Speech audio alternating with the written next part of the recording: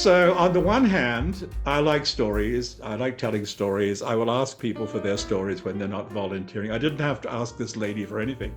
As a matter of fact, I was so petrified by the dominatrix. Oh, I forgot to mention, she had death's head skulls on the back of her gloves. She had death's heads on the back of her gloves with the fingers cut out. So she had the full kit. I was so terrified of this dominatrix with the death's head gloves that, I wasn't initiating any of the conversation. Welcome to Connecting with Coincidence. I am your host, Bernie Beitman, MD, also known as Dr. Coincidence, because I got a book coming out, hopefully titled The Adventures of Dr. Coincidence. And you can get my current book, Meaningful Coincidences, any place you buy books, and I hope you'll subscribe to our channel. I have some questions for you. Have you ever woken up from a dream and spotted one of your dream images in your waking life? How about certain objects or animals repeatedly showing up wherever you go, as if they're trying to get your attention? Or perhaps you've struggled to arrive at the solution to a problem and surprisingly received the answer from a conversation you overheard between strangers. These are examples of meaningful coincidences that dream archaeologist and best-selling author Robert Moss calls kairos or kairos. Kairos opportunities or kairos moments, after the Greek god of opportunity, special instances for seizing revelations of profound self-knowledge, clues for growth, healing, and manifestation. Robert has coined the term kairomancy to describe this practice. You're a kairomancer when you are dancing to the tunes of synchronicity, when you learn how to recognize when the world is speaking to you in signs and symbols, and you know how to reap the wisdom of these moments and repeat them before they slip away. Each of these moments can confirm or encourage a certain line of action, awaken us to a new desire or way of being, or intercede to discourage us from persisting in our very worst errors. Moments that remind us that we are constantly being guided by unseen forces. Robert Moss, our guest today, has been a dream traveler since doctors pronounced him clinically dead when he was 3 years old. From his experience in many worlds, he created active imagination. Active dreaming reminds me of active imagination of Carl Jung. Active dreaming, his original synthesis of dream work and shamanism. He leads popular workshops all over the world. This guy gets around and teaches a lot. Imagine he teaches a 3-year training program for teachers of active dreaming. 3 years. That means he's got a lot to tell and a lot to teach and a lot to make sure people are learning. And does online courses for the magnificent Shift Network. He's a former lecturer in ancient history at the Australian National University. He's a New York Times bestseller. He's all kinds of word guys, novelist, poet, journalist, independent scholar. He has many books on dreaming. Ones we might get to today are Sidewalk Oracles, playing with signs, symbols, and synchronicity in everyday life. So welcome to the show, Robert Moss. It's a pleasure to have you with me after having seen your name and work so frequently in my journeys through the synchronicity business. Good to be with you, Bernie, and thank you for your passion for the subject of meaningful coincidence. I mean, the title of your book is a good, solid phrase. Of course, Mr. Jung didn't like it because we get tongue-tied and trip ourselves up trying to talk about coincidence, but it's a good, solid, serviceable phrase. I tried to come up with a new expression for meaningful coincidence or synchronicity, and I considered all sorts of old ones and ones from different languages. But I decided that I couldn't contribute a satisfactory new word, so I'd invent a word for the practice of operating by meaningful coincidence, which you gave, chiromancy or chiromancy. It honors one of the Greek gods of time who is not the god of tick-tock, boring, linear time. Kairos is the god of jump moments, special moments. When the universe gets personal, you better be ready to behave differently. You better be ready to behave. And I don't think there's any better suggestion to our listeners and our viewers to be ready to act, because you gotta do that. Right. As to Jung, he only said this once. I mean, I've read a lot of Jung. He said it in an interview with Moshe Eliade, the magnificent Romanian scholar of shamanism, mythology, fantasy writer. He said to Eliade in an interview with a French magazine in 1956, Jung said, synchronicity, briefly, a rupture in time. I love that phrase, a rupture in time. That's one of the features of meaningful coincidence that you and I have noticed, and everybody else who experiences it gets it too. Sometimes time seems to have stopped. Sometimes time seems to have expanded. Sometimes, but we know that time, whatever is going on, it's working differently. And that's again where the idea of being ready to act in that moment, recognize it, and through your shivers and excitement, or sometimes your sense of threat, because synchronicity isn't always benign, it can push you back as well as guide you forward. Be ready to get the message and act on it.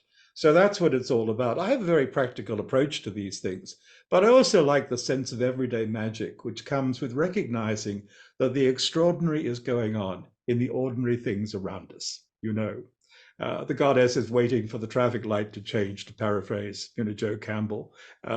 There's a message in the chalk mark on the sidewalk. There's something going on when the car radio from a passing vehicle is blaring something out. I just love, with all my senses at Twitter, to feel myself dreaming, eyes wide open, and all my senses present to the dream of the world around me. Well, dreaming with your eyes wide open is a wonderful phrase. And I'm going to ask you to make the connection between your marvelous dream work and the synchronicity of everyday life, because for me, it's meaningful coincidences are like dreams. Right. I think that puts it very well, Bernie. I think it's like this, to put it very simply. When we dream, we get out there. And when I say dream, it might be the sleep dream that you didn't ask for and may or may not want. It might be the meditative episode. It might be the shaman's journey. It might be what goes on in hypnagogia between sleep and awake. When we dream, we get out there. And arguably, we can go to other worlds, other orders of reality, near or far. We can go to a kind of production studio where dreams are being made for us every night, which we'll witness. But we get out there. We go through the veils, the curtains of ordinary perception through synchronicity or meaningful coincidence. Powers, intelligences, factors, if you like, of the deeper universe come pushing or poking through the curtains of our ordinary perception to tickle us, to muss our hair, to bring us awake, to push us back. Now, this sounds rather different from Mr. Jung's proposal in the subtitle of his famous essay that synchronicity is an acausal connecting principle. But when you read Jung and you look at his practice, you're left in no doubt that Jung also felt the presence of a hidden hand in synchronicity. I mean, he's living in Zurich, city of bankers and cuckoo clocks. He's got to be careful how he talks about this, the learned Herr Professor. But he, like many of us, sense when synchronicity is fluttering the veils of ordinary perception, that there's something going on behind the surface of events. And one of the best descriptions of this is a very ancient one. It's from Heraclitus, the philosopher whose maxims survive only in fragments. But he said, to put it in easy English version, he said, the deepest logic of life is a child throwing game pieces. Behind the veil, we could add, something like dice. He has the image of something like a child, a divine child, an immensely powerful child, throwing pieces around. And what happens as the child throws pieces around behind the curtain is things are thrown around in our world, which is why this thing over here resembles that thing over here, and there's a riff of resemblance. I think it is something like that. And anyway, so as we read coincidence, we begin to notice sometimes a deeper logic of life and a patterning. And it's not just about getting the sign. I mean, a sign says stop, go, left, right. That's the way to Wales. That's the way to Minnesota.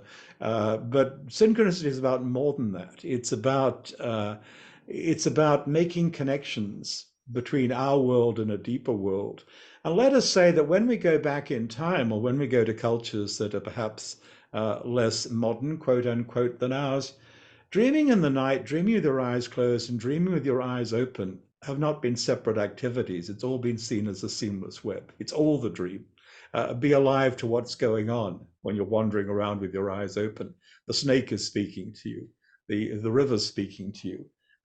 You're in a speaking land, as the first peoples of my native Australia say. You're in a speaking land. Attend to how everything is speaking to you if you'll only listen. Listen up. Listen up. Even the Toyota is speaking. I was listening to an Aboriginal auntie the other day. Everything's got a dreaming. The mountain's got a dreaming. The river's got a dreaming. The Toyota's got a dreaming. Listen up. Everything is speaking to you in a way that you can learn from if you pay attention. And we're going to pay attention. And one of the problems that I run into as a psychiatrist is that some people do pay attention too much, and they get too much input, and they begin to see the world as you just described it, but they can't process the amount of input that they need to process. How do you respond to that problem? Well, you have to have criteria. You have to have a skeptic operating in your left brain who's going to test and verify. You have to learn to discern your feelings. One of your fellow psychiatrists in Switzerland came up with what sounds like a learned, classics derived phrase for people who turn the experience of synchronicity into a coincidence theory and go nuts like the Mel Gibson in that old movie. He called it apophenia. His Greek, unfortunately, wasn't as good as Jung's. It shouldn't be apophenia, it should be apophrenia. He left out the R. His Greek was obviously hopeless, but the idea is there that, I sometimes think of it this way. Leonardo, who was a great student of synchronicity in many ways, trained his students to look at cracks on a wall and find patterns in the crack on a wall, which is one way of doing practical That's great. I didn't know that. reading of synchronicity. So That's you can yeah. read cracks in the wall, or you might find that your mind has cracked because you're getting overexcited about all the things everything's connected, but not everything is of equal importance. So from my point of view, everything is meaningful, whether it's a dream of the night or an impression from the day, but they're not of the same order of importance. They're not the same order of urgency or value. So discerning your feelings, learning to read your feelings, and always watching for the follow-up to an incident, whether it's synchronicity or a dream in the night, become very important because you start deriving your own markers. And when it comes to operating in a practical way for these things, I encourage people to get superstitious in a practical way. You asked about animals and dreams. I will ask people to think about whether an animal or a bird and its appearance in the world around them denote something to them. Does something follow from that? We may not be able to understand the 46 different forms of conversation the crow is putting out day by day. I can maybe read 3 or 4, but I can't read 46. I know people who say they can, but good luck to them. But we might feel that the crow's behaving in a certain way is a message. I notice in the winter where I live, there'll be a murder of crows or a storytelling of crows. That's another name for it. We might get to that phrase later on in a story I might tell you. Sometimes they're shaking out their wings and it sounds like the rustle of old-fashioned newspapers. When I hear that sound, I think, oh, there's definitely a message coming through. I mean, we know the crows are really good messengers. When I hear that newspaper-like rustle of the crow's wings, maybe on a very dry day, very cold, dry day, that papery sound, oh, what is the message today? Pay attention.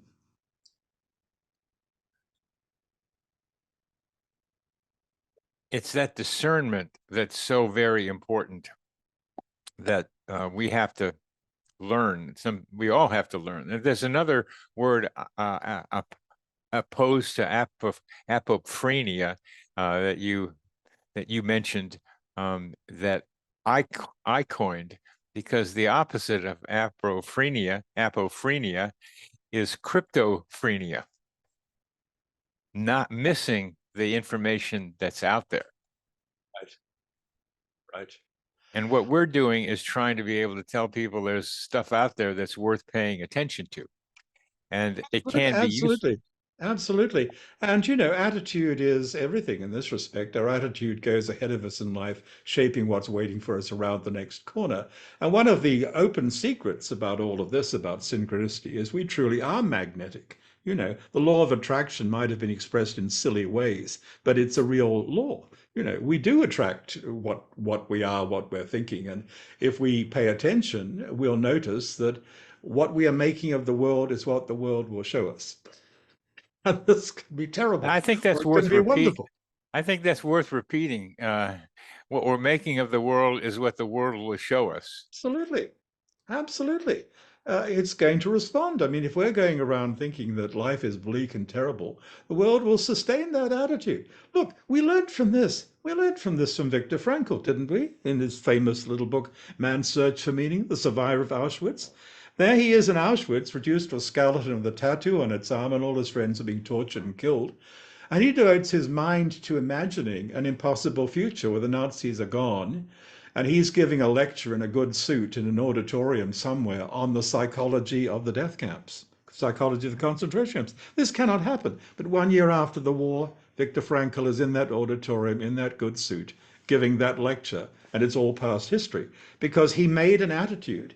He made an attitude, and he told us that he told us by example, not just by his wonderful words, that we always have the freedom to choose our attitude. Okay, if he could do it in Auschwitz, why the heck can't we learn to do it on an average day? It doesn't mean doing this new age nonsense of going around saying, I'm the greatest, I'm fine. I feel 30 years old instead of my actual age. I can be an Olympic skier if I want to. It's not that kind of stuff, but it's checking our inner soundtrack and revising it if it's bringing us down. It's avoiding constantly repeating in our heads and our minds and our attitudes negative mantras about what a bad day it is or how lackluster or unfortunate we are, and shifting our attitude. And the world will applaud and the world will respond. And what we notice and is being drawn to us, it's not just that our field of attention is working in a certain way. Things are actually drawn to us through our magnetism. It will reflect our interests and desires. For example, my life is full of stories. When I travel, people start telling me the most extraordinary stories because I'm a storyteller who loves stories. It's sort of unstoppable. Once I was arriving at Oakland Airport, and I'd had grueling travel experiences over the previous month. They gave me stories, but they were so exhausting. I actually said, as I arrived at the airport, I don't need a new story today. I just want a smooth ride home. Well, I go to the airport bar. I'm the Australian, and I'll have a beer when I can. There's a cheerful, ruddy-faced fellow at the bar. He says, hey, you look like a guy who could use a good story. And I look, you have that right. He introduces himself. He's a retired detective from the East Bay area of San Francisco, which is already interesting. The stranger just introducing himself out of the blue like that as we're sipping our IPA, our beer. And then he says, Robert, he's got my name. I just need to tell this. It happened 3 days ago. Okay, okay. I'm living in Oregon. I bought a little gentleman farm. Okay. And I'm walking in a cemetery. I've never been there before. And I just find myself thinking about a girl I loved 30 years ago. I could never have her. And I'm thinking, but I look down and there's a headstone in front of me. And there is her name, three-part name, Italian American name. And it says, this woman died last summer. And I'm thinking, it can't be so. She had no connection with Oregon I ever knew about. But I called the family. It's a headstone. I'm in the cemetery for the first time. And I'm drawn to a headstone. What do you think of that? I said, well, I think it's a good story. I'm going to leave it there. I mean, you could talk about all sorts of things, but we're talking about magnetism. I love stories. And part of the way I would survive as a constant world traveler, teaching and getting on and off planes everywhere, would be I would gather stories from people who would give them to me. I mean, often spontaneously, just like that, because I'm magnetic for people with stories. Even though I'd said, I don't need a new story today, someone immediately gives me one. So, that's an example, a simple, humorous example of how it works. Are you meaning to tell me you can't help being who you are, Robert? Oh, no, I can help being who I are, but I like being this way. I choose to be this way. You choose to be this way. So I you choose attract. to be this way. And by the way, my request was answered because I didn't have to pay the price, which often involves misconnections, delays, other bad things happening in my travels. Someone gave me his story. So it was a gift from someone. Yeah, I got a story, but I got it without having to pay the price of going through what sometimes a really good personal story involves. So a writer said once, unless something goes wrong, you don't have much of a story. And that is That's sometimes true. part of the narrative. Unless something goes wrong. Also, no coincidence, no story. Well, maybe. I mean, we are connected in the web of life in so many different ways. And monitoring in a focused way, as you do and as I do, monitoring the play of coincidence, one of the ways of looking at that and develop. You need to develop actually a kind of poetic consciousness. Notice what rhymes in a day, in a life, What what rhymes themes, is a nice way of saying it. Yeah. what comes up again and again. Because although, synchronicity, Jung's coinage, implies things happening at the same time, you and I both know, I think it's not necessarily fundamentally about that. It might be over recurring patterns or things that resemble each other in different contexts, in different locales, and might run in rifts over a considerable period of time, even as Yeah. themes Yeah. over a whole lifetime. Wolfgang Pauli, the quantum physicist who was Jung's friend and collaborator in the development of synchronicity theory, hated the word synchronicity because he thought this business about things happening in the same moment is only part of it and not always there and not the central thing. He wanted to call it isomorphy, which mathematicians know as a term meaning identity of form or near similarity of form. And although that's unlikely to become a household word, begins to take us into this quality of the rhyming character of things. You're thinking of a flamingo, there's a flamingo on that lawn. Oh my goodness, someone just sent you a video clip of flamingos in Florida. So flamingos come up in some joke, some cartoon, etc. So you notice that there's a repetition, a resemblance, a rhyming. I came up with isomorphism before I heard what you just said, because it's a way of describing similarity between two events. Right, They have the same shape. right. And I'm glad to hear Pauli was also involved with it, because fundamental to coincidences is similarity between at least two events. It could be more, many more events, as you just mentioned. You probably want, if you haven't read it, to read the Jung-Pauli correspondence, which was translated in a wonderful book called Atom and what's it called? Atom and Archetype. Yeah, it's the Jung-Pauli correspondence, and there's a lot there in addition to the very long letters they wrote each other about background papers and so on, including a paper by Pauli called Background Physics. And you see them discussing the terminology, and you see Pauli trying to bring Jung, who of course is not a physicist, and doesn't really understand the core principles of physics, trying to bring him in towards the idea that they eventually called unus mundus for a while, that physics and psychology are not separate, that objective and subjective are not separate anywhere in the multidimensional universe. So let's get with that. But anyway, Pauli, like Jung, loved words.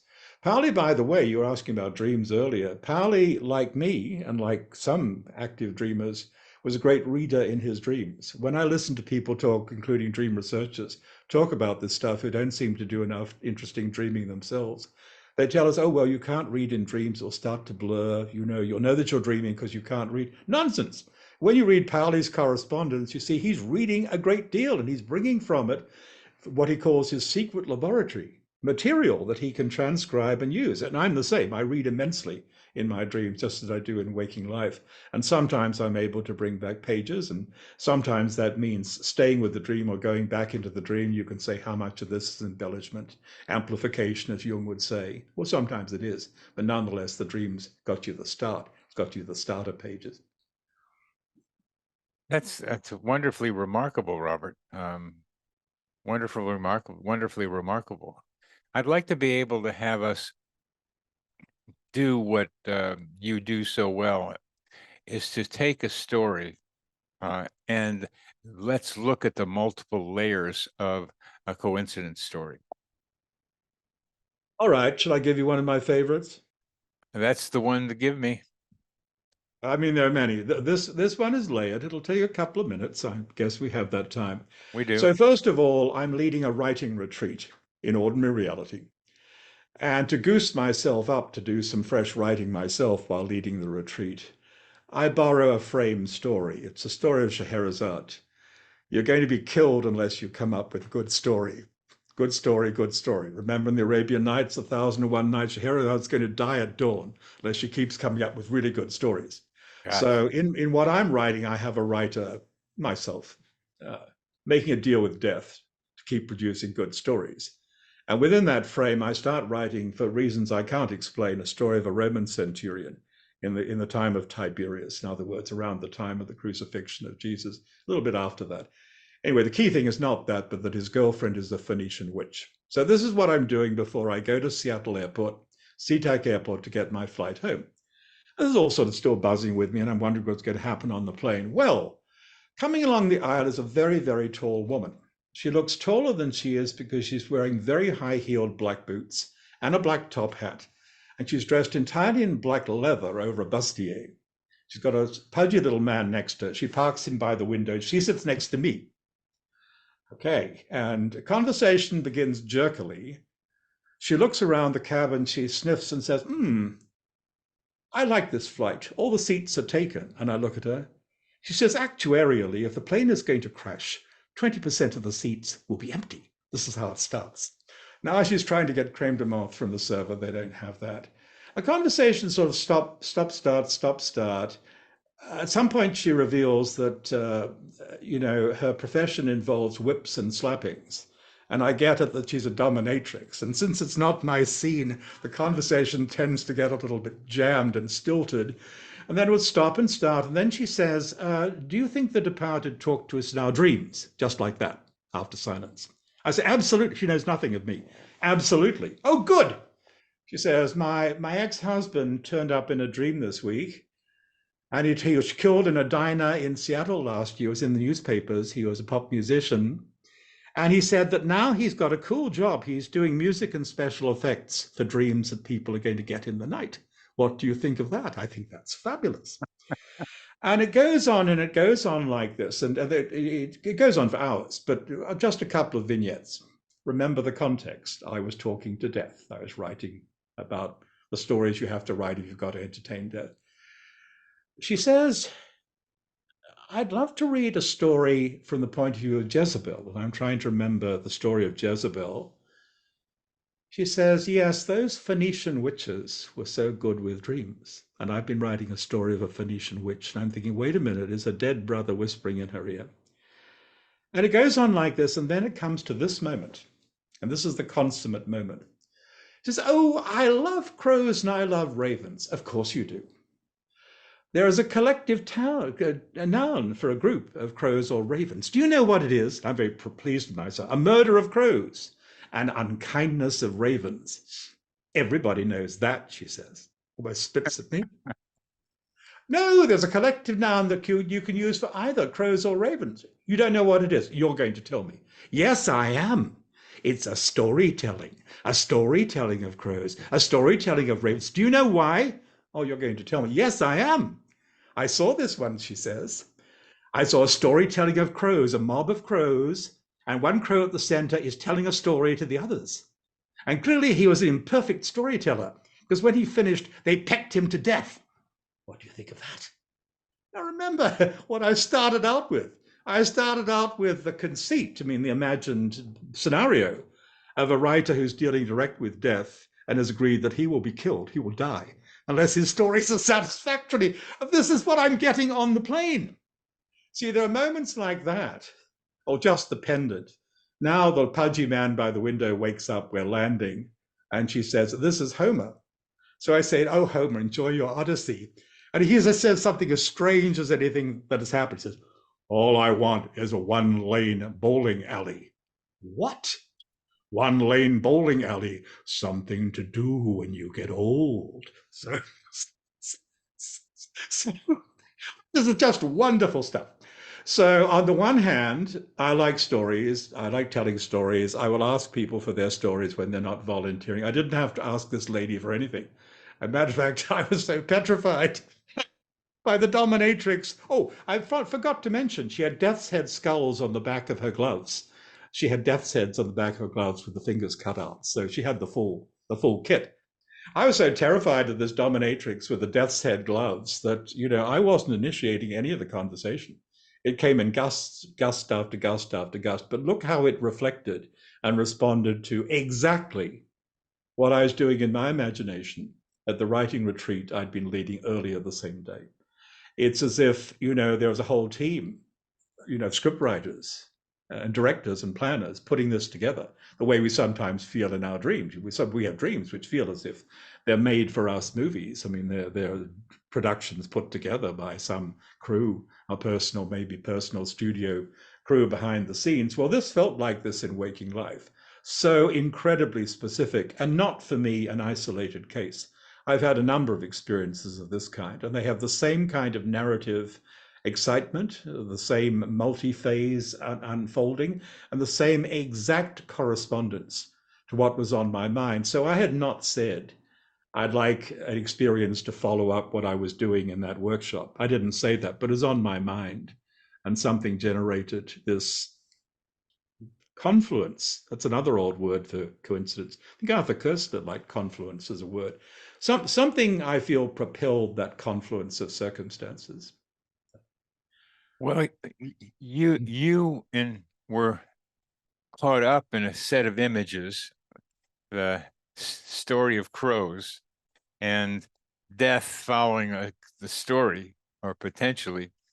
That was on your mind. It was very vibratory in your consciousness. And then she reflects that back to you. This life is so much of a mirror of our minds. So often what we're thinking or feeling or need to know is mirrored out there. And this is another good example of that mirroring. Simple examples are when I'm having a problem and somebody else is having a problem, and I find the solution from hearing what that other person's problem was and how they handled it. So you mentioned that, that, but let's go to the death's head, and let's go to how you, Robert Moss, with all your experience and your wonderful heart, and your excitement about the movie that is your life, and wondering, maybe we'll get to it, as who's orchestrating you in this role that you're playing, but that's another story for not maybe a little later.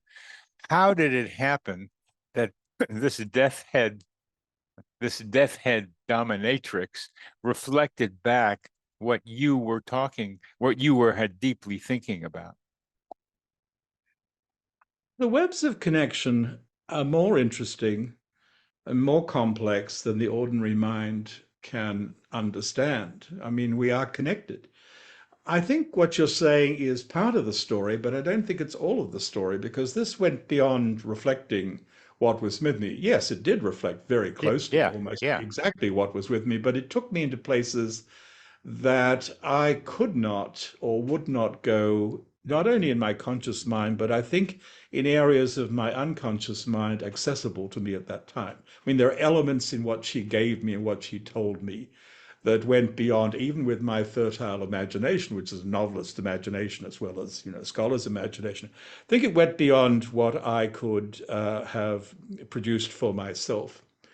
So, the magnetism ran deep and wide. And I don't profess to understand entirely how this works, but I know that we're not going to explain it if we stay within models derived from 3D reality, because we are now talking about how things work in the multidimensional universe, which we are embedded in. And when you ask about, who's scripting who and who's doing what, well, you and I are talking, and I'm having a good time. Thank you, Bernie. But we're talking screen to screen You're in welcome. our physical vehicles, and we're drawing upon aspects of mind, perhaps beyond those that people draw upon in ordinary conversation. But, you and I are both connected to personalities and stories beyond the ones we're inhabiting as we sit here talking to each other on the screen. And that becomes part of it. What becomes part of it for me is the likelihood, and in physics they call this the multiple interactive worlds hypothesis, the likelihood that we are operating in parallel universes which influence each other to a greater or lesser extent. So there's not only just the question of what Robert or Bernie are doing and how that's mirrored back or not mirrored back between them and their interlocutors.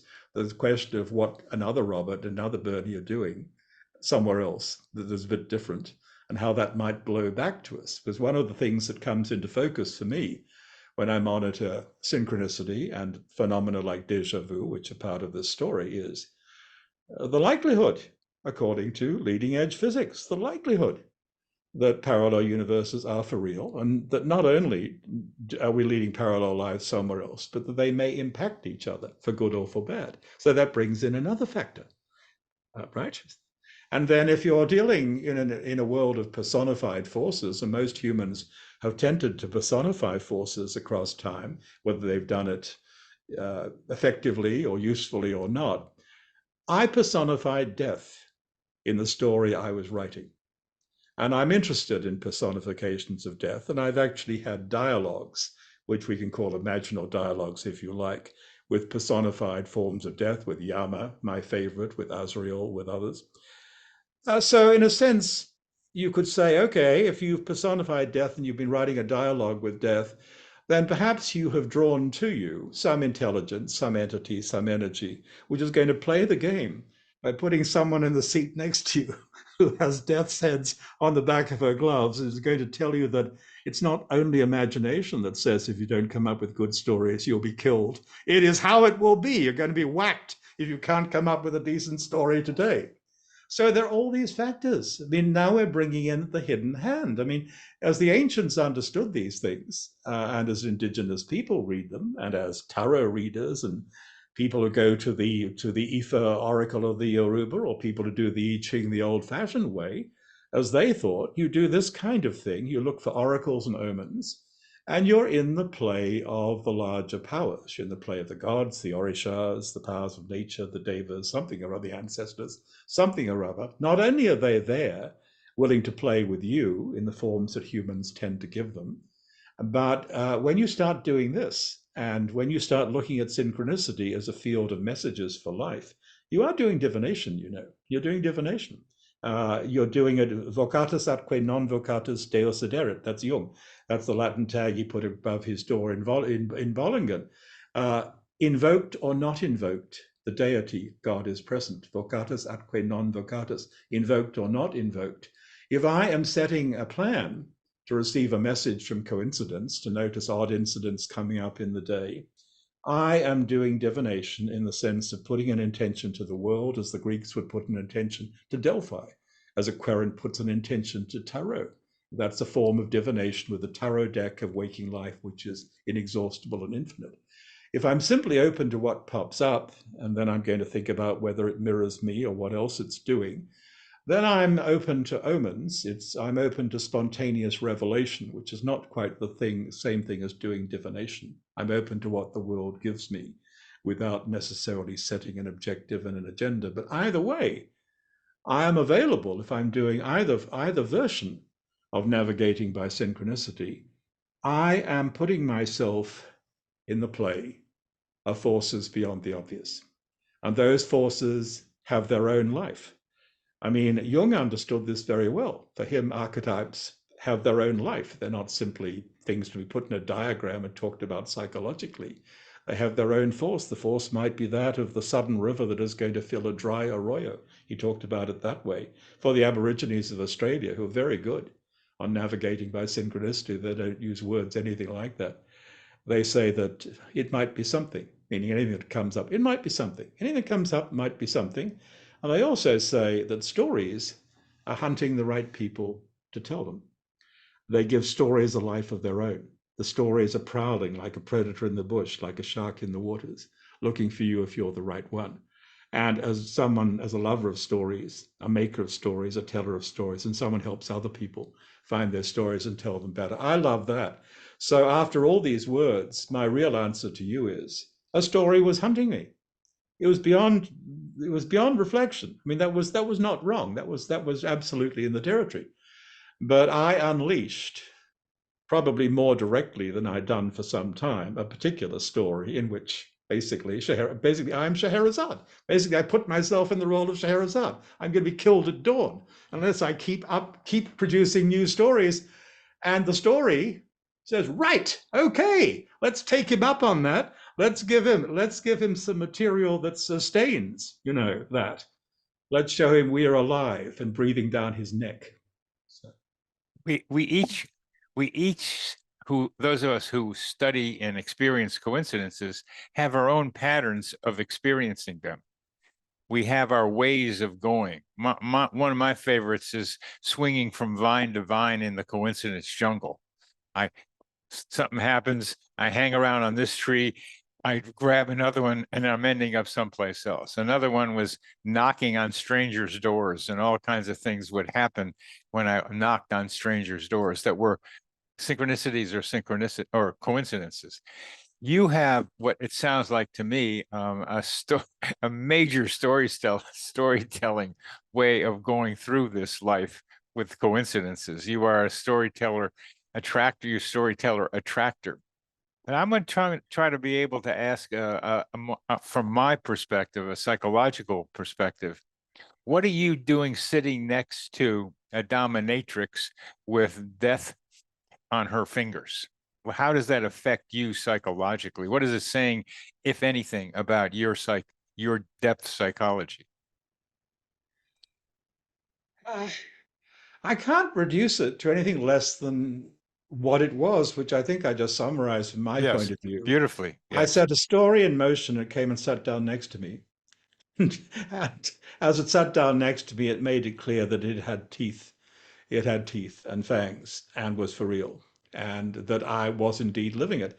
And since then, actually, not every day, and my sense of the story I'm living has shifted a little bit, but I would say for several years after that episode, which was maybe 10 years ago now, I was very aware, intimately aware every day that this is the story I was living, that I had accepted that Scheherazade is the story I'm living.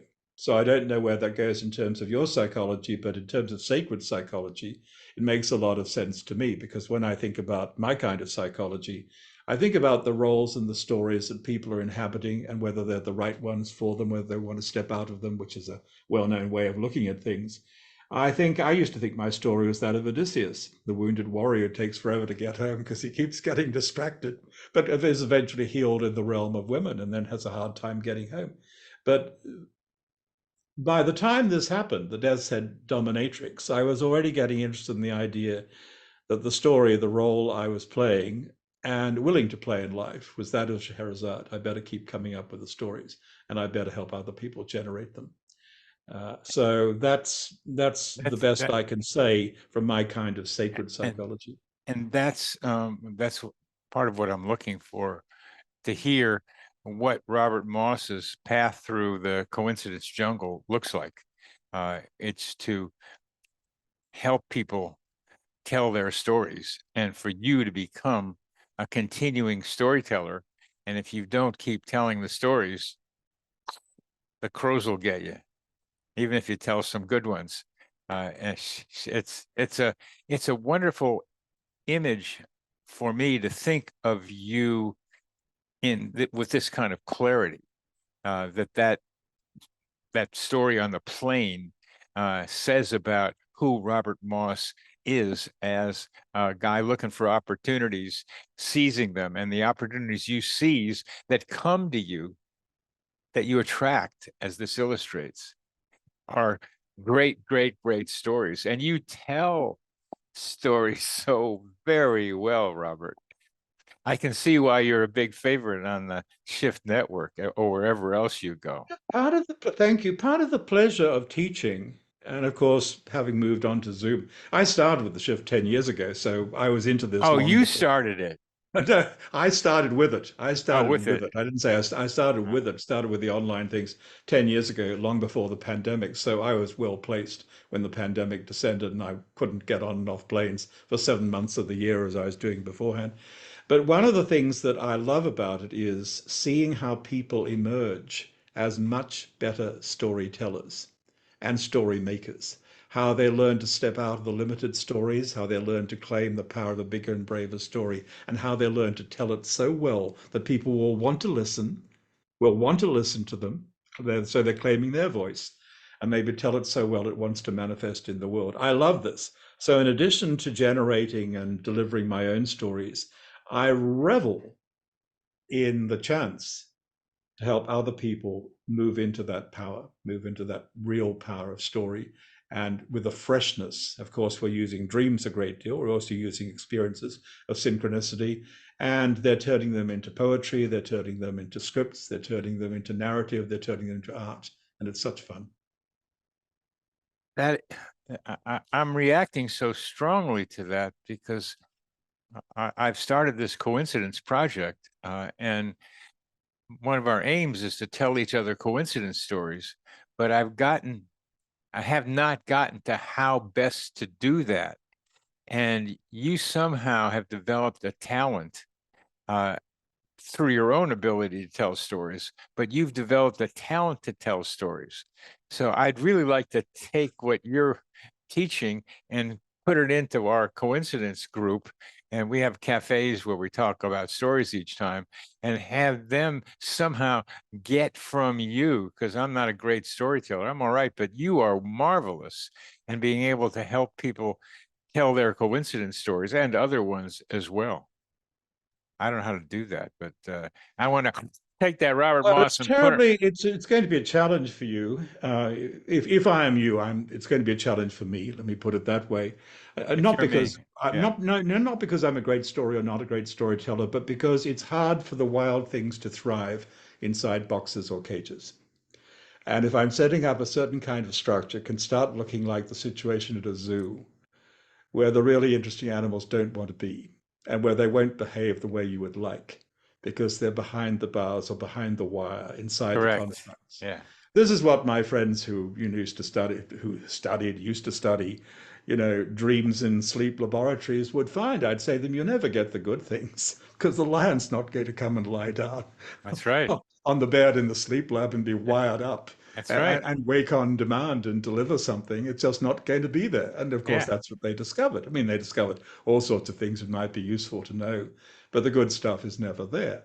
And I'm not saying the good stuff will not be there for you. I mean, I see you've already gathered a lot of really interesting stories, so you'll be getting stories.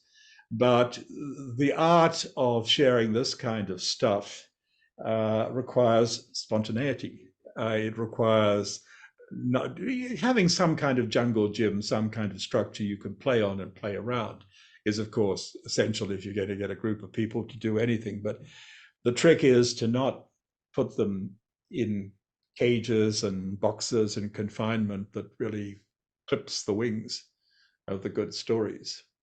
and that's And of course, a lot of people in our culture, because we become such a consumer entertainment society, we become such couch potatoes and such streaming addicts, etc. I must admit, I watch a lot of streaming TV I would never have thought I'd be watching before the pandemic. So I'm not knocking it. But, we have, as a culture, given up the arts and gifts of the oral storyteller to a large extent. Getting them back is amazingly exciting for people, even if they can only do it on screen or by phone or something. I mean, that's good enough, actually, if you bring enough juice to it. But getting it back and getting people to learn to express themselves so others want to listen and are hanging on the next line rather than drifting off because it's wobbling all over the place or it's descending into self-analysis.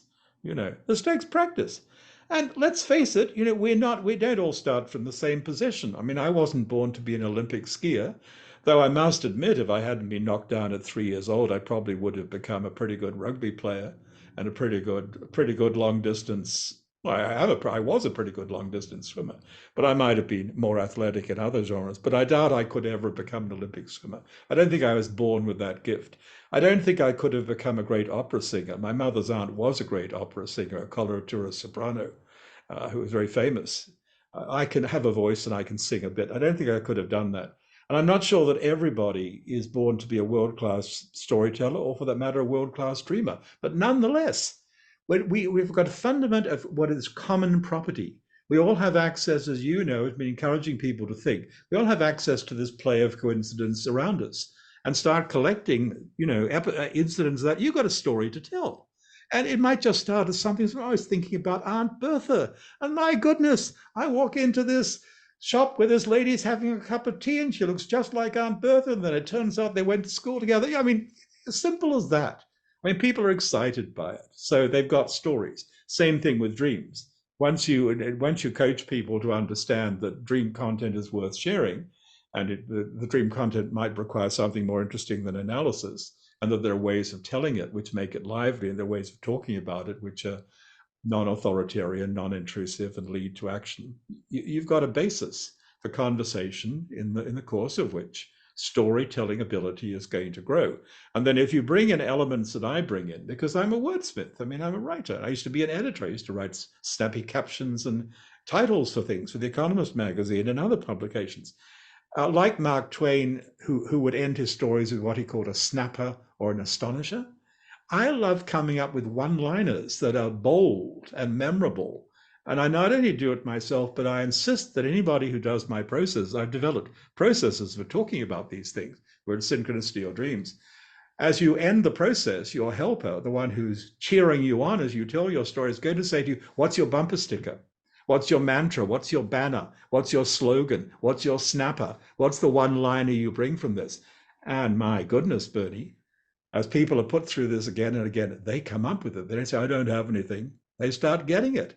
You know, I mean, it might be very simple to begin with, live free, let go, lighten up. It might start out like that. Then it gets more and more specific and gets more and more original. And then they are making words and making stories. And as they do that, they start reshaping life. What's the banner for our conversation, Robert? Uh,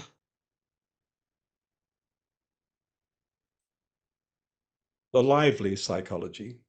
The lively psychology. We're doing lively psychology.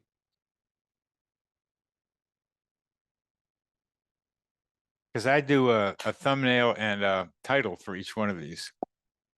And I'll keep that in mind. I think you can do better than that, knowing what I've just heard from Oh, you. I wasn't suggesting that's what you tag the program as. I was just thinking about how the most challenging question you asked me really was, could I go psychological with this? And I was thinking, Yes. well, it's interesting to think what psychology means to both of us. I'm not a Jungian, but I've read almost everything by Jung, including For My Sins, the Black Books, the awful 6 volume, 7 volume Oh, God. with Shamdasani. Shamdasani's introductory book is really good, but the Black Books are very depressing and very difficult. So I've read an immense amount of Jung, and I'm very much a friend of Jung, but I'm not a Jungian. And of course, I've read a lot of Freud, and I've read a lot of psychologists and psychiatrists that people don't read anymore. I mean, I've read a lot of William James. He's not appreciated enough. One of the Oh, greatest yeah. Yeah. psychologists in history. I've read a lot. He used to live around the corner from me, in the little small city where I now live. Very Oh, conscious of the presence of the in James Cambridge, family. in Cambridge. Albany, New York. This is when they were Huh. kids. This is when they were Oh, boys. This is when they were boys. I read the Romantic psychologists, the Germans and the French of the 19th century. So I read a lot of psychology, and I read the ancients, for whom, of course, psychology is the study of soul. yeah. Yeah. Psyche is both the butterfly and the soul, so it's study of soul. But I realized I'd answered your question in my own terms. So when I said the lively psychology, I was just thinking about that moment in the conversation. Yes.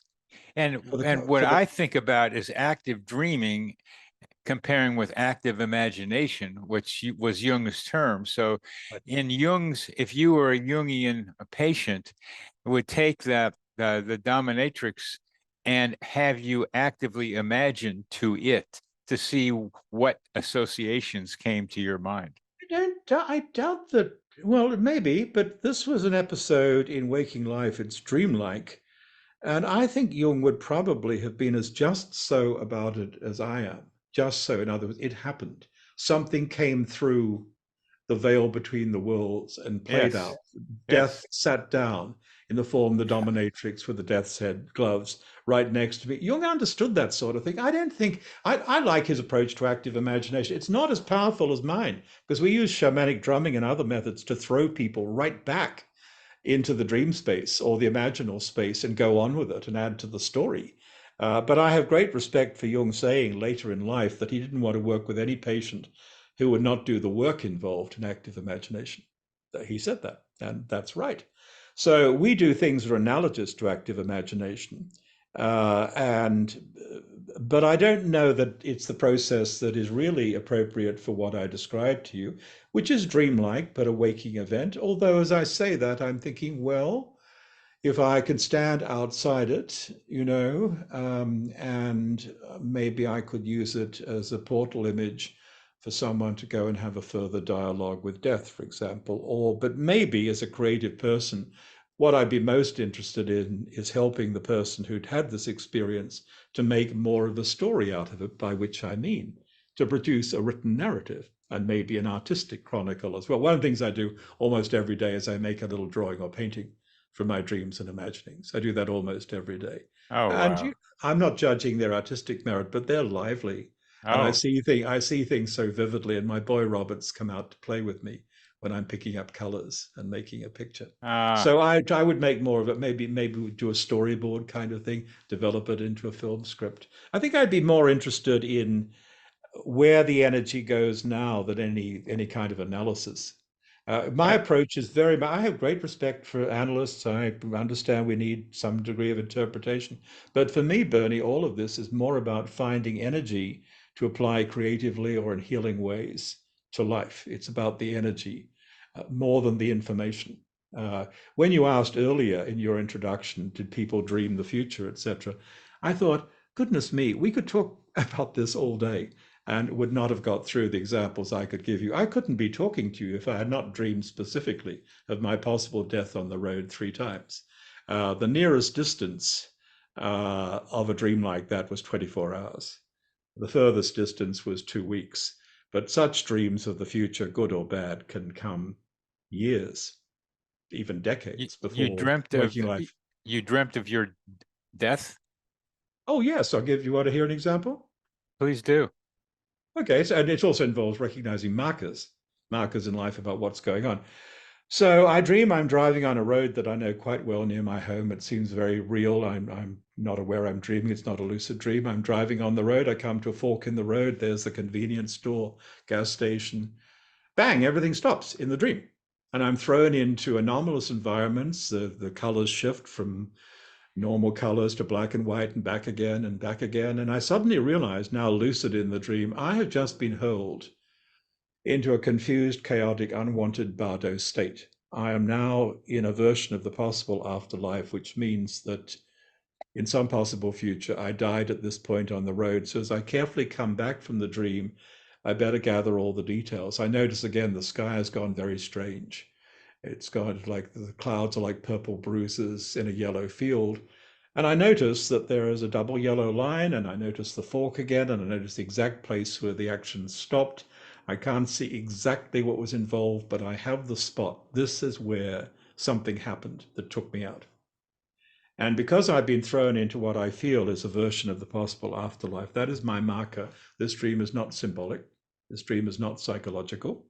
This dream is a preview of a possible future, so I better take it seriously. What does that mean? It means having an action plan. What is the action plan? The action plan is to take the dream as a travel advisory, which I do. I will be very careful approaching that point on that road. 2 weeks later, I'm driving east on that road. There's a big UPS brown truck parked on the double yellow over here. Normally I just pull out, but I remember. And I slow to almost a complete stop behind the UPS truck. And so I miss the head on collision with the 18-wheeler coming down the hill at least twice the speed, the legal speed. So I'm quite certain. I mean, you can say that's anecdotal. Sure, it's anecdotal, but life is anecdotal. Life proceeds through a series of anecdotes. I'm quite certain that I avoided a possible date with death on that road that day because I noted something from the dream. I clarified the detail, where is this playing, and I applied it. And I mean, that's an example of avoiding something bad. I really prefer the examples where you're being given things to navigate that will enable you to do better on a milder scale and in a more positive way. Because from my point of view, dreams show us the future all the time. And even when you can't seem to change what you perceive in the future, you can at least prepare for it and adjust it. I'm all for free will in these things. I don't want to accept anything as settled or fated if there's any possibility of negotiation and improving the circumstances. So I'm going to try for that. So when I look at the future, I always want to tell myself I'm looking at a possible or probable future, not an inevitable future. And even if what I see is pretty likely to happen, As I say, maybe I can use the information to help myself or other people for whom the information might be useful to do better. It's so important to be able to do because so many people feel helpless when they have images of the future, and sometimes there is nothing they can do about it, like a plane crash. But there's times you can. I had experience on the football field where two days before a game, I practiced doing something with two tackling dummies, running through them, pretending like I got a punt, ran through them, did it twice. And then on Saturday, I caught a punt over my head, turn around, and there's two guys coming right at me. And I said, I've seen this before. And I just ran right through them, just as I'd done on Thursday. It was very much like what you described. I saw what was happening. I knew now it was practice. I knew now what I needed to do. We Great one. That's a great example. I love that. I love that, Bernie. Well done. Of course, Thank you. athletes do this through conscious visualization a great deal now, as you probably know. In sports psychology, this is all the rage. It seems to have started with Olympic skiers rehearsing in their minds, in their imagination, for the white chaos of going downhill and not being able to see how to make the turns. But then you play it out in your mind, and then when you're doing it on the slope, you can replicate your moves. And then Olympic swimmers, because now they time things down to the micro nanosecond. How do you get it straight in your head so you're not checking where the other people are, and you could beat the other guys by a nanosecond. So they've been doing this kind of stuff through conscious visualization or Well, imagination. So it's all related. One of my books is called The Three Only Things, and that title is a play on the subtitle, which says Tapping the Power of Dreams, Coincidence, and Imagination. And the point, which is one I think we agree on, is there are three things we have devalued to our great loss in our society: dreams, coincidence, and imagination. We say it's imagine just imagination, but it's it's a all fight. imagination, really. Imagination is so important, Yes. and we're being robbed of our imagination by Yes. all the media. And you and I are trying to help people become more imaginative, which coincidences will help people do. But I love how you tell stories, and how if that's your thing among many other things. But you're a storyteller, Robert Moss, and a marvelous, marvelous storyteller. And we're going to have to stop now, but it's been a pleasure, not just hearing your stories, but hearing the passion and delight you take in storytelling. And what is a collection of crows? A storytelling. It's like Storytelling of prose. the storytelling of crows. That's what that was. Not a flock, a storytelling of crows. And one of them telling a story, and they kill him after each. So you have such beautiful stories and such a wonderful way of telling them that I hope somehow you've imbued me with some of your ability, because that's how we work in All life. right, I'm going to give you two choices for a title for this, conversation. And you will then go and do something else altogether, which is fine.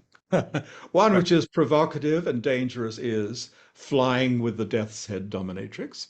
And then you put a subtitle.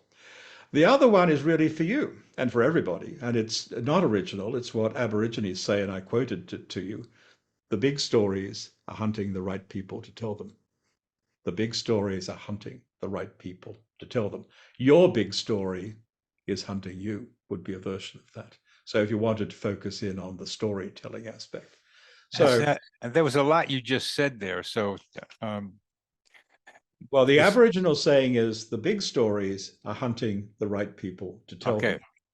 If you riff on that, you can go in various directions, but to make it directly addressed to the viewer, you could say your big story is hunting you.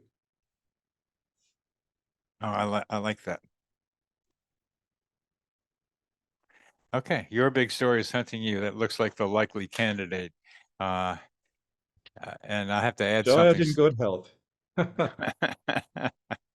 So you keep storytelling in good health too, Robert. It's like you're a gem, and it's I'm glad to get some of the sparkles off of your mind today and off of your heart. So It was thank you. delightful, Bernie. Thank you very much for inviting me. I enjoyed it. I don't accept many invitations, except when I have a book to peddle. And I don't have a book, I don't have a current book to peddle. So I don't know, but something said to me, this might be fun. Let's do it. So I'm glad we did.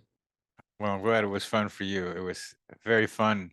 And fun for me is learning stuff and as well as getting a few laughs.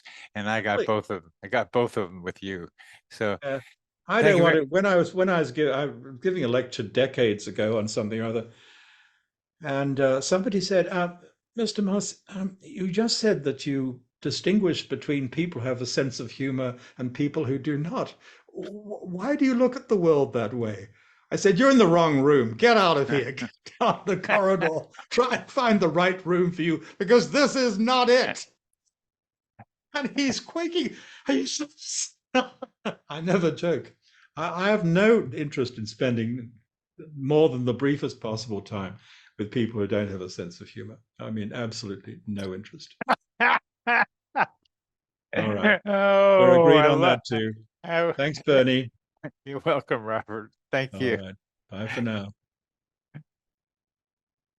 This psychosphere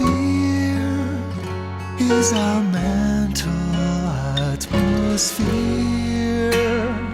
like a hologram of cosmic consciousness.